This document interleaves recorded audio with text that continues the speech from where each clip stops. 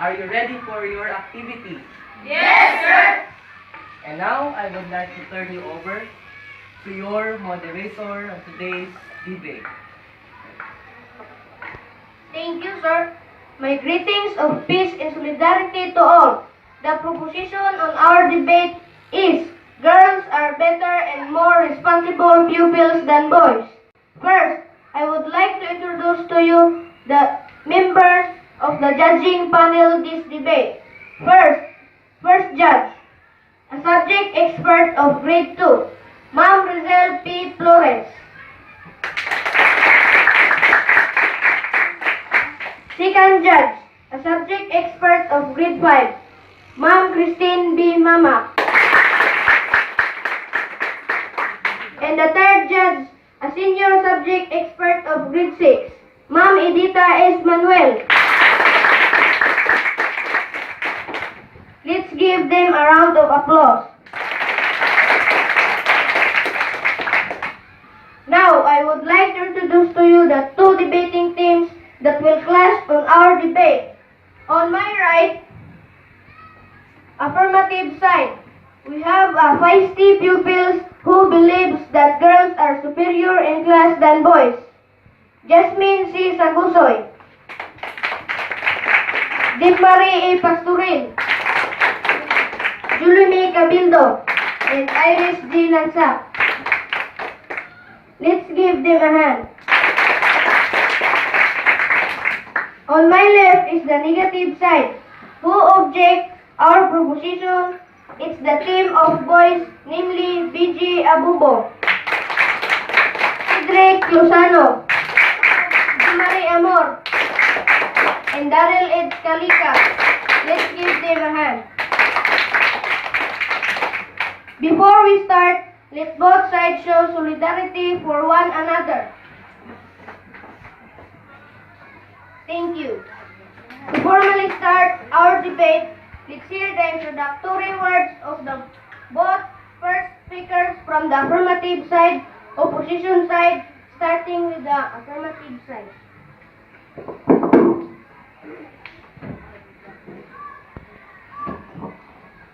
Ladies and gentlemen, good morning. Yes, girls are better and more responsible pupils than boys. It is my proudest line to tell you that. In the battle of the sexes, recent studies show that women or girls have more favorable characteristics that make them better students in class.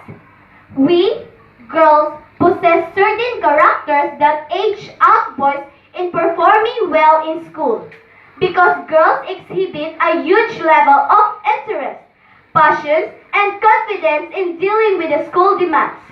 Not to mention the significant positive attitude that boys don't have. The 2008 Functional Literacy, Educational and Mass Media Survey shows that of the estimated 68 million Filipinos in 2008, 95.6% are basically literate. The basic literacy rate among females is 96.1% over 95.1% of among males. Same survey shows also that it is evident in elementary and high school completion rates where females were consistently higher than males. Aside from acquiring basic literacy, women with numerical skills were estimated at 25 million, also higher than men with numerical skill estimated at 24 million. So it is far more accurate and sensible to say that we, girls, are better pupils than boys.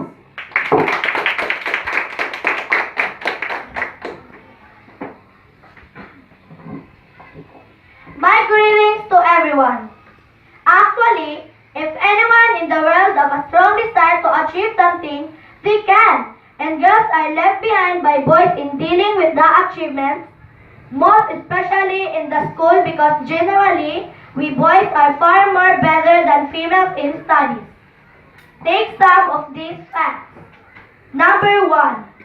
Girls tend to concentrate on different things that could lose their proper analysis while we while we boys concentrate on one thing. Number 2, girls complicate things. Unlike boys, we study scientifically and don't blind study. Number 3, girls tend to be bookish. Unlike boys, we study and write in our own words. That's why we learn easily. Research has plenty of studies on which sex outsmarts the other. More often than not, we have seen men as smarter and physically stronger. And so the attitude is concerned. We tend to be an icon of a leadership that everybody is seen to follow.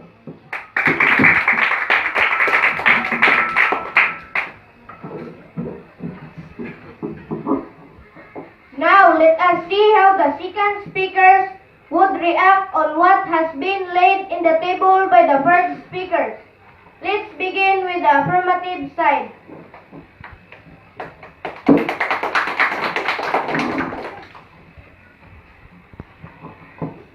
The claim of the negative side that they are better learners than us. Girls is totally a 1% assumption. Looking merely on the studies by the Philippine Statistics Authority or PSA, the data would erase all their claims. Both basic and functional literacy rates are higher among females compared to their male counterparts. That is why girls tend to get better grades at school than boys. As to attitudes, we tend to follow rules, pay attention, and displays an overall sense of self-discipline. I will ask you, who between us is more prone of dropouting, misbehaving? Well, the school can tell. Salute to us!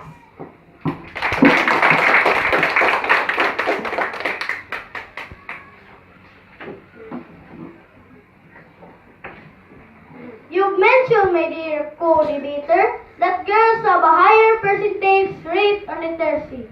Though just in a small margin, periodically won't attest the proposition because my questions are these. Number 1, how would you answer the data which shows that despite the higher rates you've seen, males are still dominant in leadership positions?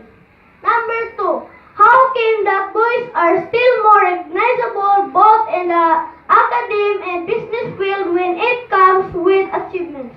Number 3, does it have something to do with your data or just girls tend to decline in their quality of learning?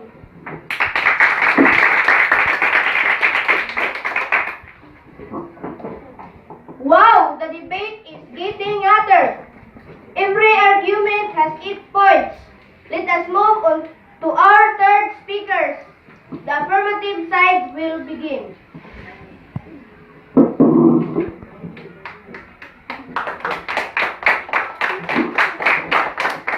You are now contesting our claims, don't you? The data speaks for itself. It is studied and the results are valid.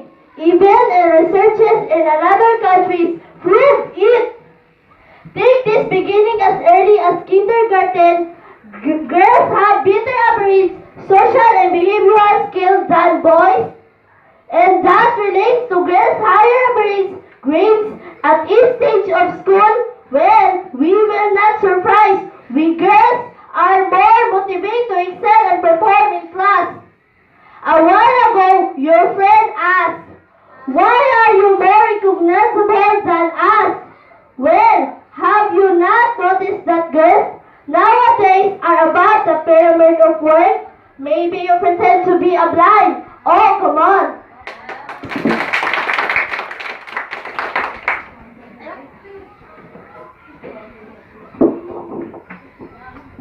Of course, we do fight for our conviction. So now, listen of all sorts of research. There are always a margin of error.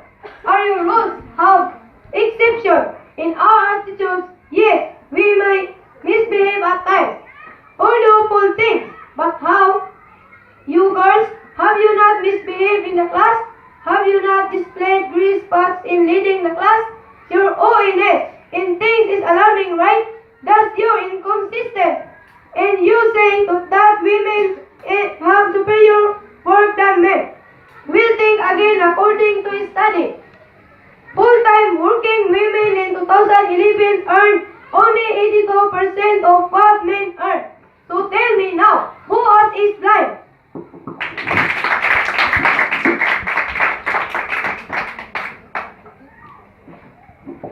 Thank you, speakers. It's top fight broiling. Now let's wrap up the debate by hearing the closing statements of each side, starting with the affirmative side, followed by the opposition side.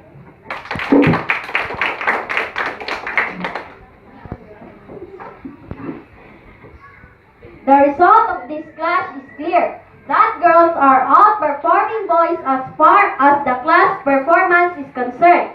We stand for our claim that we are better and responsible than boys. The number of researches and surveys conveyed us clear conclusions. If we've seen throughout the generation that girls are inferior over men, and that we don't have place in the working community, and that we are weak, we should think it twice now because the world is changing considerably. The school statistics and study would attest in terms of competences and attitudes. Girls are now above boys.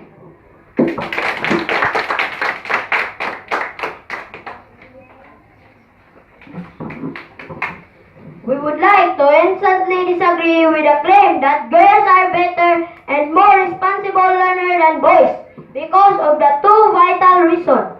One, history would tell that men have conquered all forms of superiority over women. Boys are immense and supreme and powerful. And this goes with how more competent we are over girls. Two, girls possess weaker nature and leadership in managing emotion. They tend to follow, outstand, and by their emotion. That will result in stability and weak performance in class. Later in life, we can always see that the topmost and successful people are mostly boys.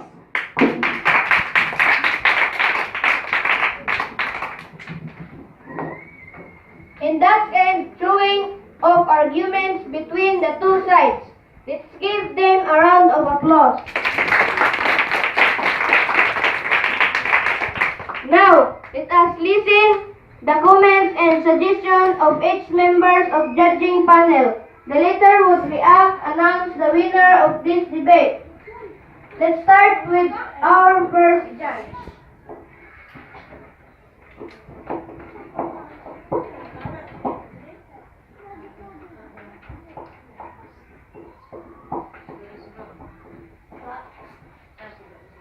Congratulations, dear debaters, for a job well done. You did an amazing work for this debate. Both the negative and affirmative side have their own point of views, and these are delivered in a detailed way. I am just more impressed with how the negative side delivered and expressed their opinions. But the affirmative side also manifests conviction that they fell short in the research. I have to use this debate to both sides. So, congratulations once again and keep up the good work.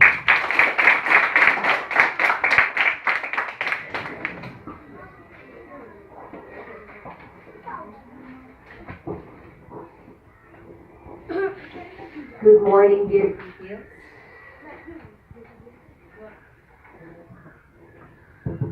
Once again, good morning, dear pupils, especially to our debaters. The battle of the sexes is indeed a challenging fight. Both of the sides exhibit a very detailed and comprehensive claim. I would like to commend your research on the topic, whether who is more better learner between girl and boy. I would say that gender has nothing to do with the achievement. No matter what is your gender, we have equal chance to excel and perform in the class. But based on the delivery and presentation of facts, I would give to him to the opposition. Congratulations.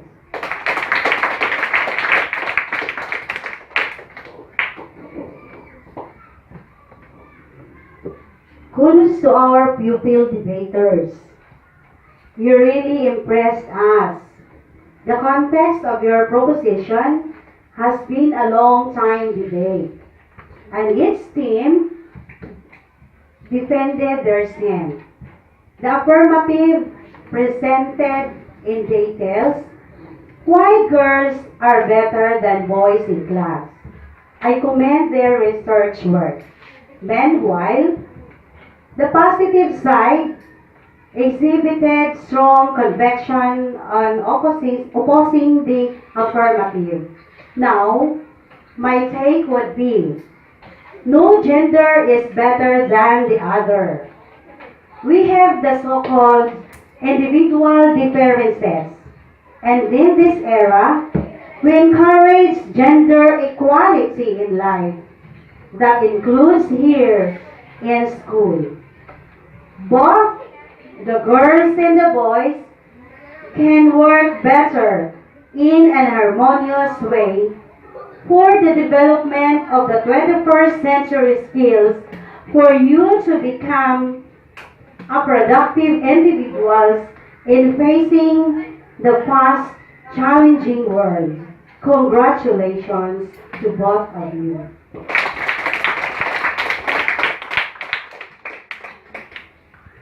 And that's the end of our debate.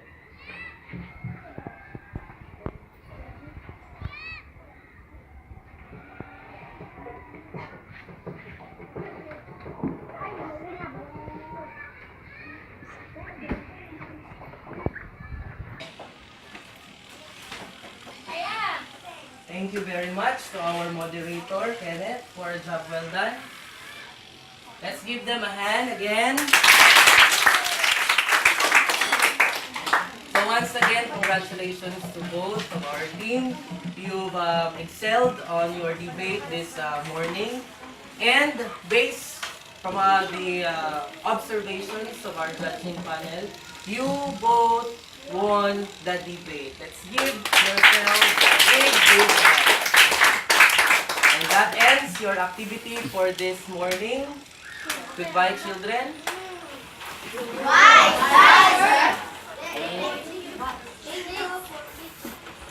Sige lang, sir. Ikat lang natin. Again, hindi mo ka ba lumag-goodbye?